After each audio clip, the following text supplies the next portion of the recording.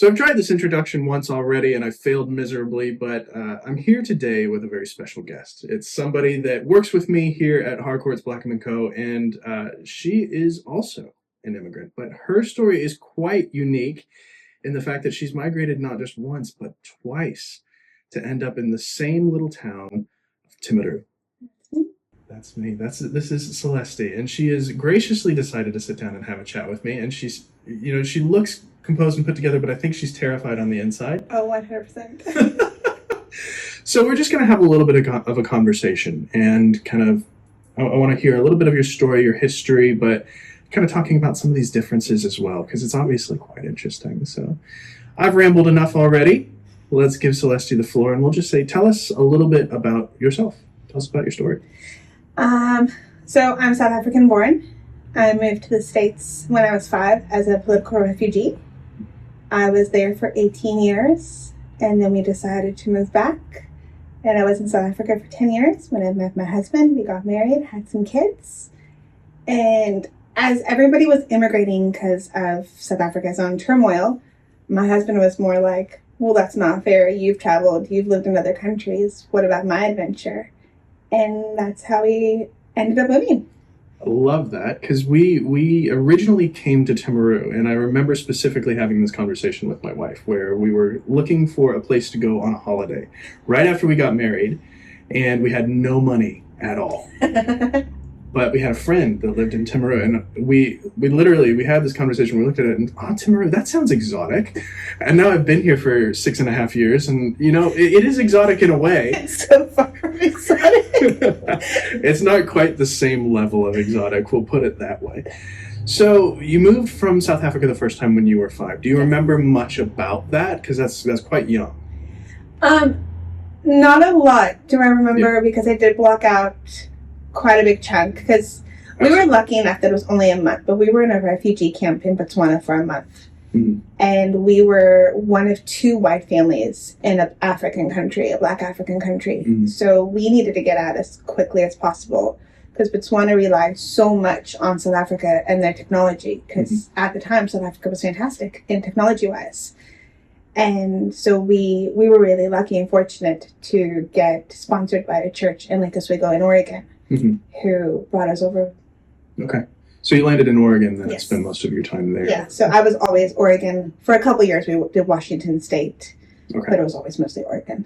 That original move obviously wouldn't have been motivated by yourself, so it was motivated by family. Do you want to explain a little bit about why they originally decided to move?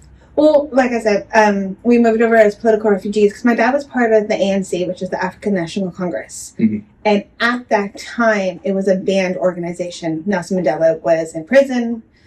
There was Desmond Tutu, all of those big players. And my dad had come out of the army, and he had seen things in the army that did not match what the propaganda newspapers had said. And when my mom was pregnant with me, I'm stubborn, and I've been stubborn from day one, and there was some stubbornness happening. And so there was a big worry about C-section because it was newer, and a lot of horror stories of eye slits and stuff like that. So my dad had promised his life to God if my mom could just have me naturally. And so it worked. Mm-hmm. And then he was driving from one little town to another little town for work. And he heard God say, hey, pay up. Mm. And he went into the first church, and it happened to be an Anglican church. And that's how it's a long way of going around it. So he went into become seminary. And in seminary in the Western Cape he started talking to people, and they were just kind of comparing stories, as you do. And someone said, like, hey, you have similar views to us, or to me, come meet some of my friends. And it turned out to be a cell of the ANC. And that's how he got involved. And then when we went from the Western Cape back to Pretoria, my dad transferred cells, and somebody had informed on him. And then in the investigating part of it all, he got arrested after he was in jail for 3 days, where he got tortured horrifically. A couple years, when I say a couple, I mean like 15, 18 years ago, when we were still in South Africa, he had surgery to rectify some of the injuries that was caused from that. And so security police had listened onto our conversations. And so my dad says, like, you can pick up the phone and you'd hear the tick, tick, tick, tick, tick. And he had people following him. And that would be enough to make you want to get out of the country. And like, my mom had no idea about any of this. My dad kept it from her because, I mean, you want to keep your wife and children safe. I was 5. My brother was 2.5. They had 9 foster kids that they were fostering and dealing with. And it was just a lot. And unfortunately, my mom's side of the family had some very influential friends that were following my dad. Oh, like, my goodness. There was some serious conflict of interest. But yeah. That's a hell of a story. That's just the beginning. Wow. So, shifting gears, you've made this move, obviously, for very, very good reason. And you're settling down in Oregon. I imagine being 5, it's fairly easy to adapt when you're that young to new systems. But were there any growing pains for you specifically? I don't know. I've always been one to just kind of, if I like you, I say you're my friend, and we're now going to be friends, and you're going to love me anyways. You'll learn to love me. That's how she ended up on this podcast, by the way. Yes, you will be my friend, and you will love me. No, I just was always really friendly and outgoing, and my parents always gave me the support just to be who I was and never to hold me back. So when we first moved to the States, and the first job that my parents could get that was going to keep me and my brother close to them without having to leave us in the daycare system was a property management position. Interesting. So they lived on the property and had apartments. And so, but it was not a nice neighborhood. Okay. It was like the worst of the worst, crackheads, skinheads, the works. And I don't know, we weren't probably a couple months there, I guess. I'm not sure how long, but I just remember my mom and dad saying that I decided I wanted some friends. So I went and knocked on everybody's door and said, "Hi, I'm Celesté. Who are you? Oh, nice to meet you." Had a conversation, had a couple cups of tea with some random adults. And then my parents are fully freaked out. They've lost their little blonde-haired little girl in like the sea of crazy, like running around knocking doors. They're like, "Oh, no, she was just here. We had a cup of tea, driving like 4 neighbors down," kind of thing, until they found me just chilling out in some random person's apartment. That's awesome. Just having a conversation. That's awesome. Oh, that's so good. So, as you were growing up in the States, did you feel any growing pains from your parents having made this transition? Sorry, I'm springing this question. No. My parents were really good at hiding the difficulties from us. The days that they didn't eat dinner. The days that my dad was so exhausted because he was working 2-3 jobs and horrific, low-paying jobs, trying to go to university and trying to get a degree because he unfortunately didn't finish school, and he had realized how important education was, especially immigrating, because he had no skill that he can fall back on. The Army wasn't going to count. Yes. And unfinished seminary wasn't going to count. No high school education. And so they were good at hiding like the real heartbreak. Yes. And my grandparents wouldn't speak to my dad because my dad took away their little girl. My mom was the only girl out of 3, and very protective and very loved. Yeah. And I was the oldest grandchild, and the first one. But then my cousin was only about 6 months younger than me. But it was, you took my daughter and my grandchildren, and because when we left on Mother's Day.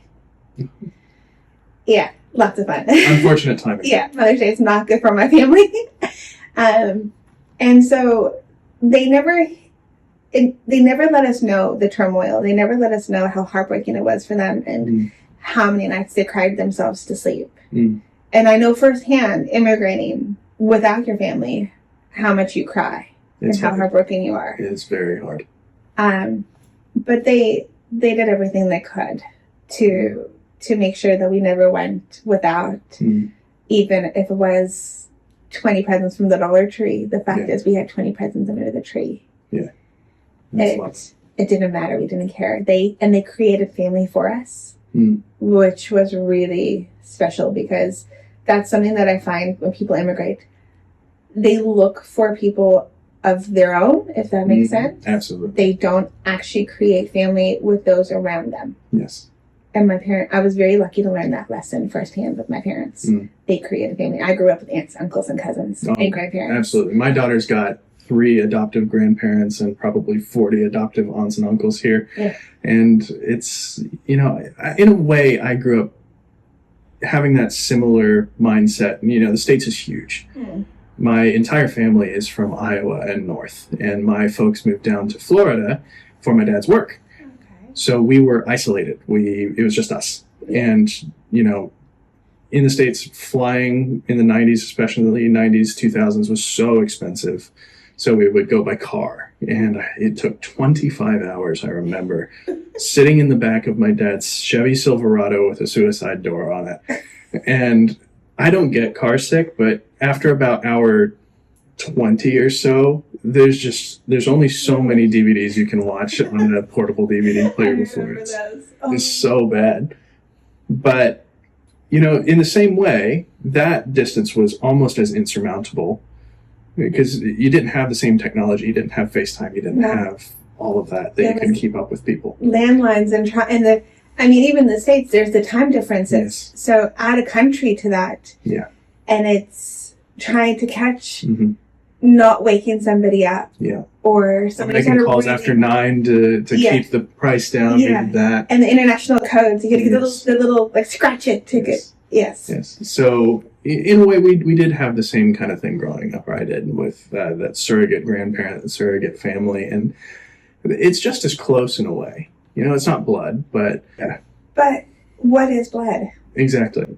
One of the things that, and this is a bit of a divergence here, but when I was doing my study, you've heard the phrase, blood is thicker than water. And that's actually a half of the phrase.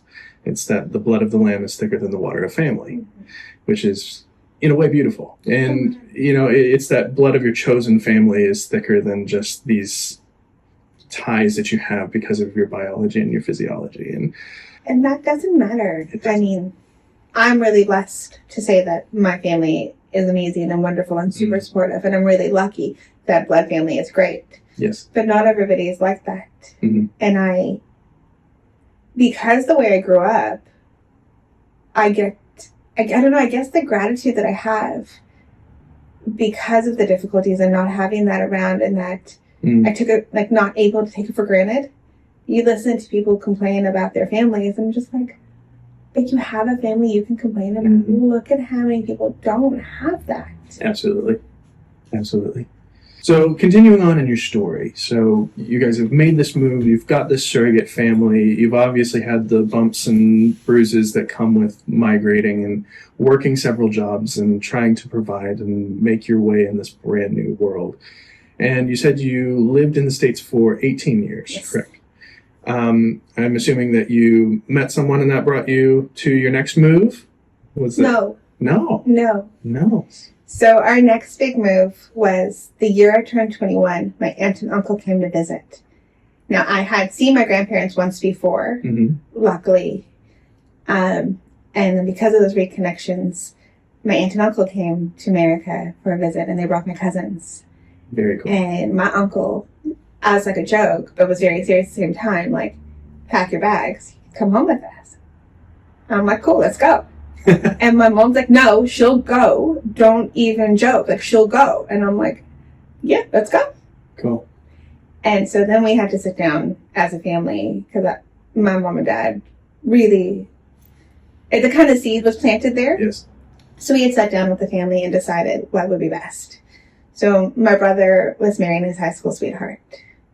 They weren't engaged at the time, but it was getting to that point. My dad was finally finishing his business degree. And we also needed to make sure that he wasn't going to have consequences going back. Yes.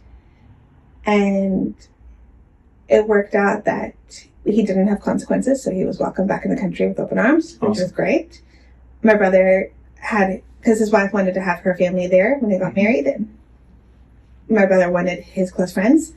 And so he got married, and then my dad graduated, and when all the boxes were ticked, we were like, all right, let's go. So your whole family moved The here? whole family. My sister-in-law was pregnant. Wow. And it's funny, I talk about it now and I laugh at it because I love my husband with everything, heart and soul. But I broke up with what you would say is your first love, but he wasn't my first love by any means. But my first real serious I love you boyfriend at the airport. Oh, wow. Like an hour before we were supposed to board. What an emotional roller coaster. And my brother had like 30 friends there, and I had my boyfriend and my best friend like holding my hands, and I was saying goodbye, and we're all crying. And like he left, and then my best friend stayed, so we can have that little bit of time together before I left. And so so it was like intense, but just divert like a second. I got engaged a year later to that day. Wow. To my husband. Yeah. And we've been together so long now. Like I don't even remember what that other person looked like, let alone anything of importance. What a story. And the thing is, in most of these situations, that might be the entire story, but there's more. There's so much more. There's so much more. So you've made this move back, and let me ask this kind of question. This would have been, I imagine, for you, a bigger culture shock than the original move, being so young when you moved from South Africa to the States versus coming from the States to South Africa as an adult. Yeah. So what were some of those culture shocks? What were some of the harder things that you had to overcome? I think that it took so long to get that culture shock for me, because when we moved, when we were there, my entire like immediate family was at the airport.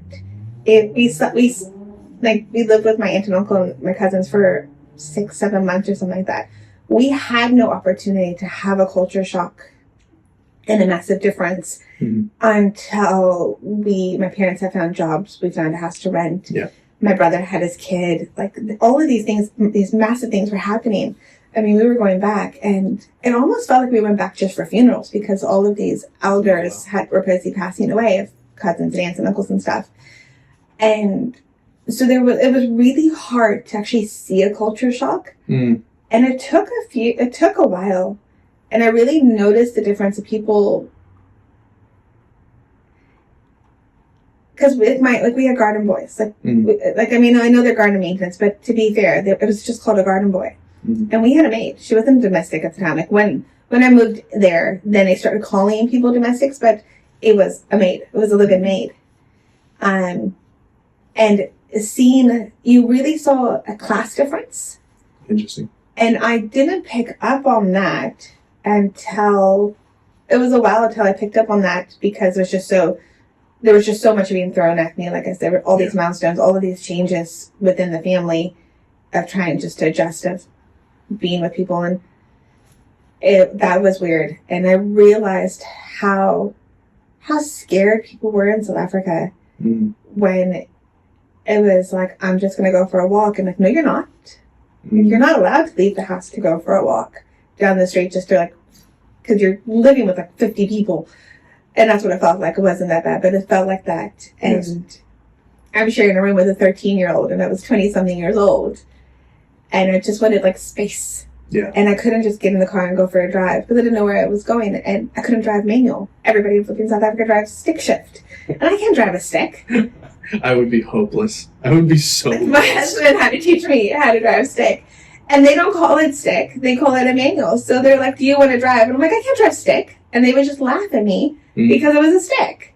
So picking up on my accent and picking up on the way that I spoke and little words I said, that was a bit of a funny thing. Yeah. I mean, I remember going dancing with my aunt, because the one kind of places you went to was the casino. But it wasn't the casino as you think of it as here in New Zealand. There they had shows, plays, comedies, musicals. It was all in one. The movie theater, they had a time zone, they had bowling. One casino had a bird park. Interesting. Another one had an amusement park. So it just it was a safe complex of places that you can go and the whole family can enjoy. Almost like simplifying it probably too much, but almost kind of like a strip mall. Yeah, in a casino. And they had little stores and everything. It always made me laugh. Almost every casino had an American store. And so like cowboy boots and cowboy hats and Arizona tea for like 10, 15 rand or 20 rand or something. And it was always way more than the $1 that I was paying. That's so funny. Nacho cheese in a can, like a gigantic 7-Eleven can. And that's always cracked me up. Anytime I go to an American store in any country, I'm just like, that is so not what America's all about. Oh, no. Some of the stuff, too, like, when I first moved here and people found out I was American, the amount of people that went, well, howdy! Yeah. It's like, I don't know that I've ever said howdy unironically in my life. Yeah. Honestly, I say y'all way too more than I need to, but... Well, to be fair, y'all is like peak English language. Let's be real here. Because y'all can mean y'all, can mean y'all, or it can be all y'all. And it's all inclusive. Yep. It's all inclusive. It's a fantastic word, and I will die on that hill. 100%. You and I will die together. Absolutely. So you've moved to South Africa. You're kind of learning the ropes, and you said that you got engaged a day... The day. A year later, the day. On the anniversary. Yeah, so I left America the 18th of December. So let's hear this love story. Oh my gosh, you're gonna laugh So for those of you watching this on video, hubby is sitting off to the side here. We're not making him get on camera here, but I've just put the pressure on real hard here for her to recount this, and he can't really rebuttal either. Yeah. So. And I have to tell you, it's honestly it's a 20-second love story. Love that. I was working as a travel agent. Mm-hmm. We met on a Monday. He had come in to book his brother's ticket. He was immigrating to New Zealand because his dad had just immigrated a couple months before, something like that. He got my phone number from my coworker's boyfriend, who he knew from school. Asked me out on a Wednesday. Like that Wednesday, I got a text message from like, hey, don't know if I can call you, whatever. And I'm like, whatever, I'm up to new friends. Mm-hmm. And I'm like, call me whenever. Honestly, I don't think it was 10 seconds. And he was on the phone, hey, how about we go out on Friday? You got some game, man. Love it. And I was like, okay, cool, Friday it is. I will meet you there, because Michelle and Leo, my friend who introduced us, I was like, well, they're coming with, we're double dating. Nice. And he's like, cool, no problem. And we went out to dinner on the Friday. That Saturday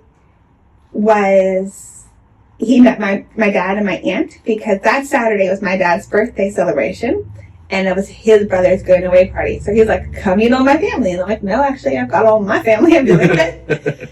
And so we met, and it was like 9 o'clock at night, 10 o'clock, and we were just going to go watch a movie at his place. And my aunt had said, like, invite him over when he gets here, like, invite him for Sunday lunch tomorrow. And I'm like, right, this is my second non-date. Like, that's not happening, Jennifer, this year. It's not happening. And she cornered him and said, hey, we're having Sunday lunch at our place tomorrow. Do you want to come have lunch with us? And he's like, sure. Good on her. So he came out, and we drove 45 minutes to my aunt's house. And I was like, this is ridiculous. Like, we've hung out twice now. And the first time we weren't alone. The second time, I think we fell asleep watching some really crappy movie because we were both so tired. And now he's going to go meet my aunt and my grandma and my cousin, who were super important to me. Mm-hmm. And now he's meeting this part of my family. And he was just like, cool. We didn't see each other the Monday for some reason. Or we did. I don't think we did. No, we didn't see each other the Monday, because the Tuesday my cousin called me saying, like, how's the boyfriend? And I'm like, we've known each other for like 3 days. Slow down. So it was a big joke. So I told him when he called saying, like, are we going to get together? And I'm like, yep. He goes, so I told him what my cousin had said. Mm-hmm. And he goes, that's actually doesn't sound bad to me. Let's make it official, kind of thing. And I'm like, why not? Let's do it. Why not? And what cracked up about the whole thing is I went away that following weekend with somebody else to a wedding. And I was like, call me all through the weekend, because this is, like, there was no romantic connection between me and this other person. Mm-hmm. But I was just, like, he was friend. He said, I need a date. I said, cool, I've got no one. Let's do it. Mm-hmm. Then, obviously, my husband came in, like, a day later. And it was 2 weeks from our first date. He told me he loved me. He goes, I love you. He kissed me goodnight. And like when he pulled back, I was like, and this is how old I am. I go, I need my CDs from your car. That was my response. I need my CDs. Well, to be fair, I think that I was also very similar timeline with my now wife, and I told her I love her, and she goes, okay. Well, it's better than what I did. I don't know. Okay is heart-wrenching. Not me. I'm like, straight up, I need my CDs. Like, I don't. Now, here's the real question, though. What were the CDs? Do you remember? Oh, I have no idea. It would have been a mixture of all kinds of nonsense. Fair enough. I grew up in the 90s music, so there would have been some Eminem, there would have been some Achy Breaky Heart probably in there. Some Britney, who knows? I love it. And no joke, 2 weeks from saying I love you, he moved in with us. My brother and his wife and son had gone back to the States abruptly. And so to support my parents and make sure they were emotionally okay, because it was such a shock, he moved in. Awesome. And he was just amazing and supportive. And 2 weeks later, we were engaged. Wow, that's such a cool story. And so on the 18th of December, we got engaged. And that was a year, literally to a year that I left the States. And I was so heartbroken. And but yeah, and it's been 18 years we're together, 17 years married. That's awesome. Such a cool story. And so you're now married. I take it you started a family in South Africa as well, judging by the age of your kids. Yes. And I think there's a part of this story we're missing because we're both sitting in Timaru all of a sudden. So let's go ahead and divert into that. How did you end up moving here? And I think another question just to add on to that is why Timaru specifically? How did you end up here? So we originally moved to Hamilton, and we were there for years. And we had, because we lived in Hamilton and Papamoa, and between those two places, we enjoyed the lifestyle. We loved our friends. We loved the community that we had. But my husband just couldn't find this footing where he felt really secure in work, that he felt that he could actually move and process through something and actually go up the ladder. And we had some job hiccups as you do when you immigrate. And so his brother had moved to the South Island, moved to Geraldine actually. And we had been talking about the South Island since we moved here, because everyone said South Island was better than the North Island. And he just applied for a few jobs, and it just worked out that Timaru gave the best offer. Awesome.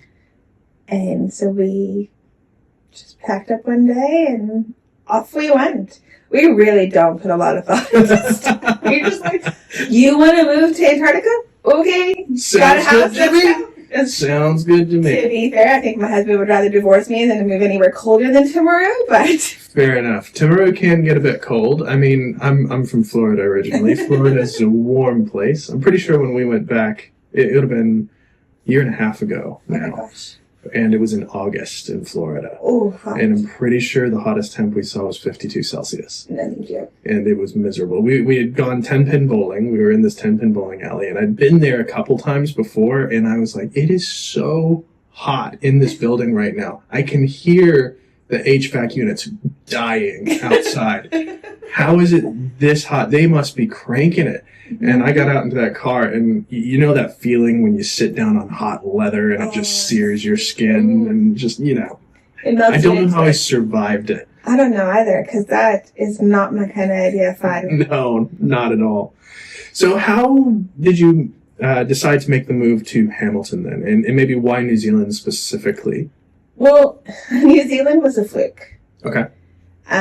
My parents... They wanted to leave South Africa because of crime. Yeah. That was obviously a deciding factor for us. The political state and the criminal state of South Africa was not ideal. But that wasn't our driving point.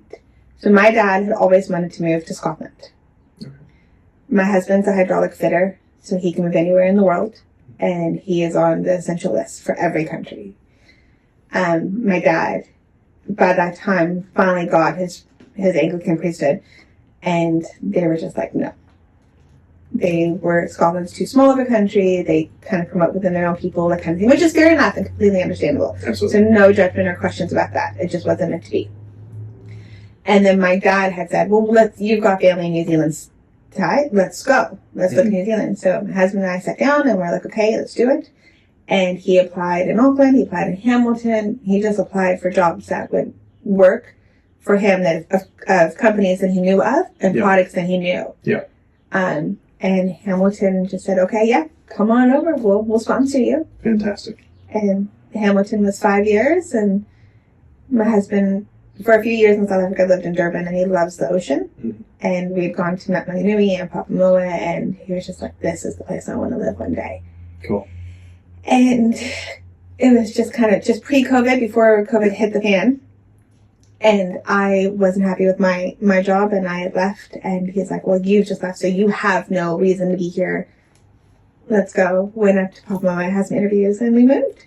Awesome. And then COVID hit. COVID. This place had COVID. The second worst C word in this part of the world. You know what? I will be honest. I had 6 weeks on the beach. I am not. COVID was not a swear word in my house. That was like a vacation. And I'm like, yes. It was in mine, specifically because when we went into the first stage 4 lockdown, I had a 6-week-old baby with colic and reflux that never slept. And we had no idea what we were doing. We had no family to help us. Plunkett wasn't doing visits properly because of the C word. And that was one of the most trying times of my life, and certainly of our marriage in that time. I love my daughter to death, don't get me wrong. Oh, yeah. That was horrific. There are times I think, I understand why people kind of let their children wander the forest. Yeah, for real. For real. Now that my daughter's slightly older and starting to get more independent, we're trying to encourage that for her.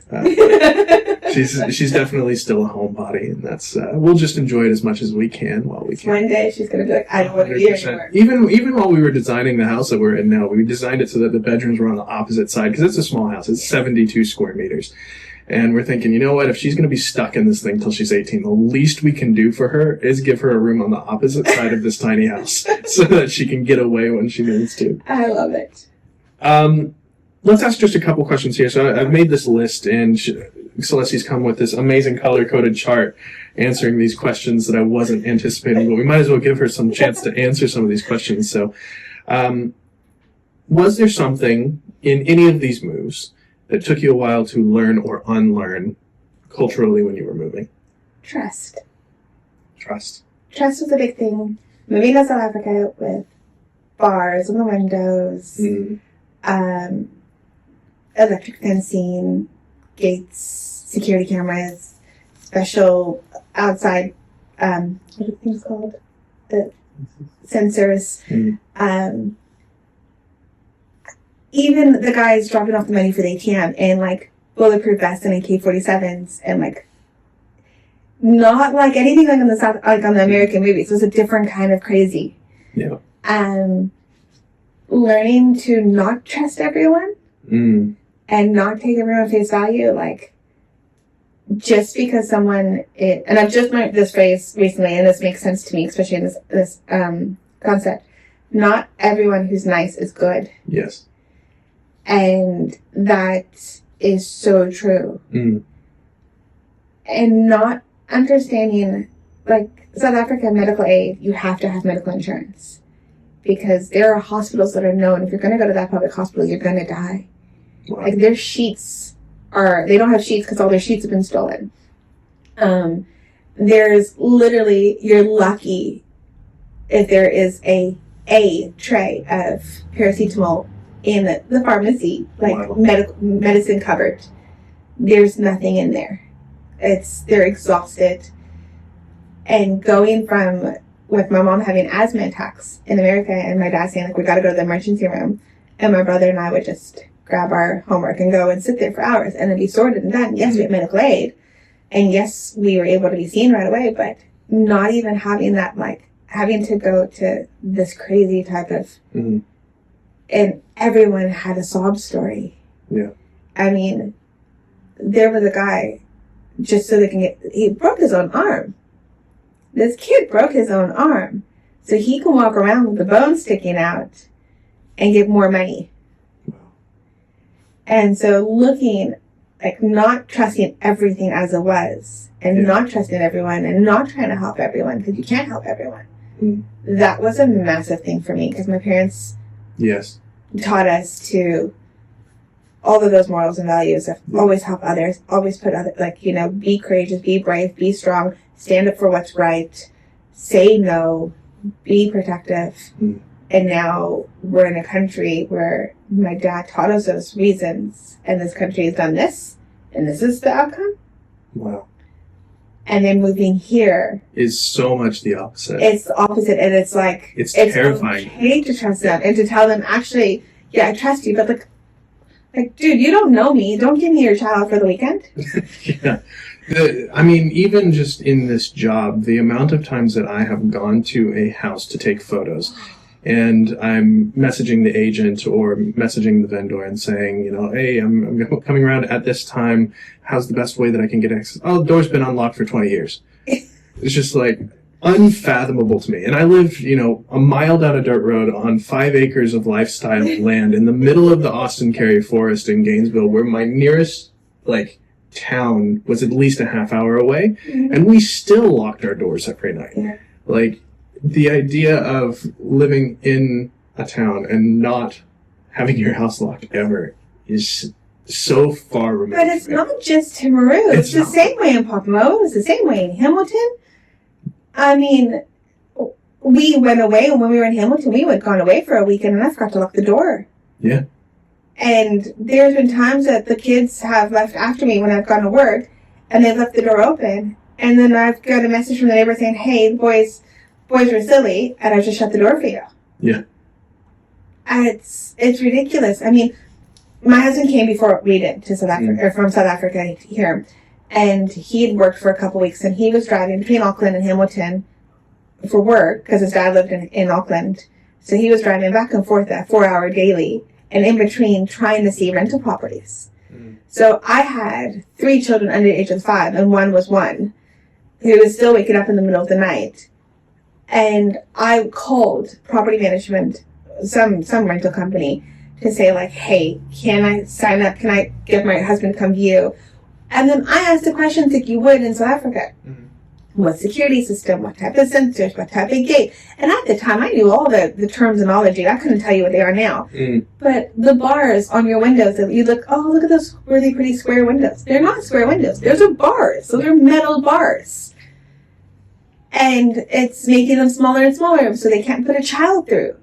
And then if that child to go and unlock the door, and there's gates in between your hallway. I have photos of my son, who's tiny, who learned how to walk and crawl up the security gate that's in the middle of the hallway, because if someone breaks in, hopefully they just steal the TV and they don't come into the bedrooms. But just in case, there's an iron gate in between the 2 parts of the house to keep you safe.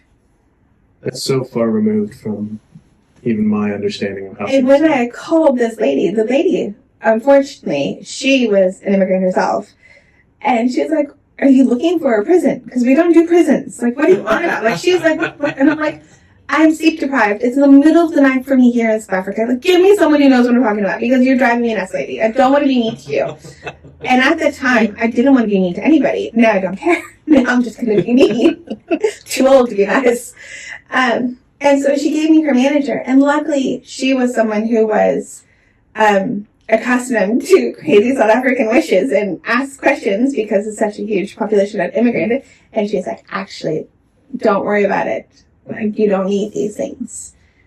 Do you feel like, having been here for a while now, that you have kind of learned to relax that a bit? Or is it still something that's kind of taking away in the back of your brain? I think I've relaxed a lot more, because I do sometimes leave my door unlocked. But my kids leave after me, so then I blame them. They're boys, they're teenagers, their brains aren't developed, it's their fault. Yeah. But then I do panic, because I will be driving to work, and from where I stay to my office in Temuka, it is a 20-minute drive. Yeah. And in that 20 minutes, I'll be like, the boys are home alone. Are they going to get out on time? Are they going to get to school? Do they have everything? Like, I've done the checklist. I'm super organized. And I panic and like, did they shut the windows? Did they close the doors? Like, is the dog safely secure? Is anyone visiting the dog today? Wow. Because you do worry about those things. Well, I mean, I obviously didn't come from anything quite that intense. But even probably maybe 6 months ago, I was doing a property with one of the agents, and they had opened doors on two ends of the house. One was a sliding glass door, and one was just the garage door. But it created a little bit of a wind tunnel. And the door in the garage slammed, and it sounded just like a gunshot. And it took me probably an hour and a half to calm down after that. Because you just kind of have this thing in the back of your head ticking away, like, oh, what, you know. I have kind of gotten over this a bit now that I've moved here. But there was a while that, you know, you walk into an establishment, and you're checking your exits, knowing where everything is in case somebody comes in and has ill intentions. And it surprised me. It took me aback because I'd been here for 5.5, 6 years at that point, that something like that can set me off. It's the little stuff. It's the little stuff. I mean, everyone always say it. The big moments don't count. It's the little moments that add up. Mm-hmm. But it really is the little things. Yeah. Walking through town and someone bumping you, right away you're like, yeah, checking pockets. Like, did they grab my handbag? Like, yeah. And that's not the case at all. I mean, there's people who make questionable decisions here, but it's a different kind of questionable. And that's something that I realized too and that's the one thing, one of the questions you had asked about was like advice and stuff on that. But it comes back to that thing is New Zealand is a small town in South Africa or a small town in America. And you have to remember that it's not like it's not a big city. It's not going to have the same issues that we had to deal with that large population. Yeah. And that's something that even today I still sometimes forget. Yeah. Because I do take for granted that it is so small and people actually do know each other across the country. It's insane. And I mean, before I worked at Harcourts, I worked for 2 Degrees. Do you know why it's called 2 Degrees? 2 degrees by separation. Exactly. The idea is that everybody in New Zealand is separated by 2 degrees. It really is. And it's so true. I remember specifically, and this was one of the weirder comments that I got when, you know, every time you open your mouth, your accent's different. People start talking with you. And I just remember having this conversation with somebody one time, and like, oh, you're not from here. Where are you from? From the States. Ah, good. We need to broaden the gene pool. And I was just like, okay. I never got that. I always got, oh, I've got a cousin who lives in Texas. Yeah. Or I have a friend who went to Washington, D.C. No concept of the space in the States. And I'm like, do you know that it takes 2 weeks to sleep. So you can sleep, not just truck drivers. Like truck drivers need them what is it, like 4 days or something? Like just swapping shifts to go from one side to the other side? It's nuts. And I'm like, it's big. You can do that here. Yeah. You can honestly do that here. We found it firsthand. Yeah. It's crazy. It is.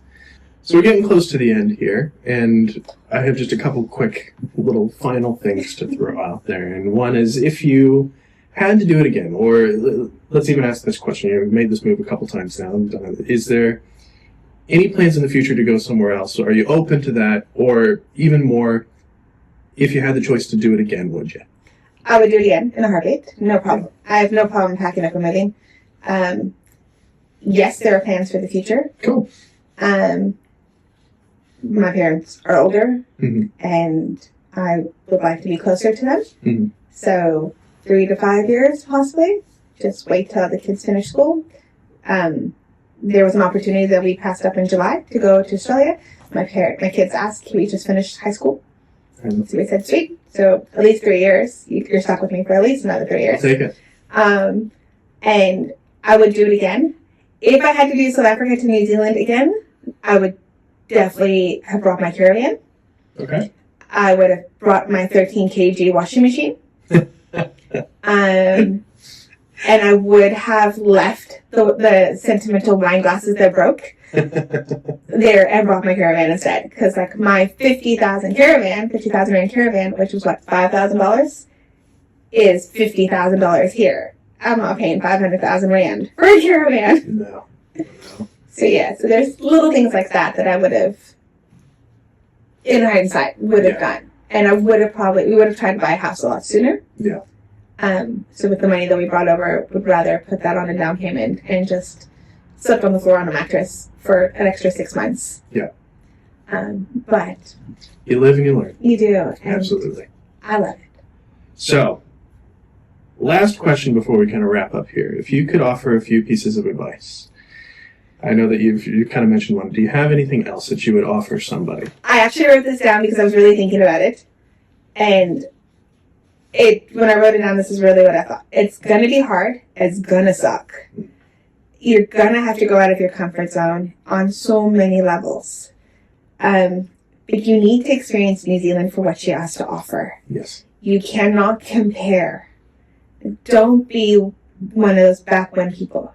Back home. Yes. Back when I was a kid. Don't compare that way. You can't do that. Mm-hmm. New Zealand has her own complicated history. Mm-hmm.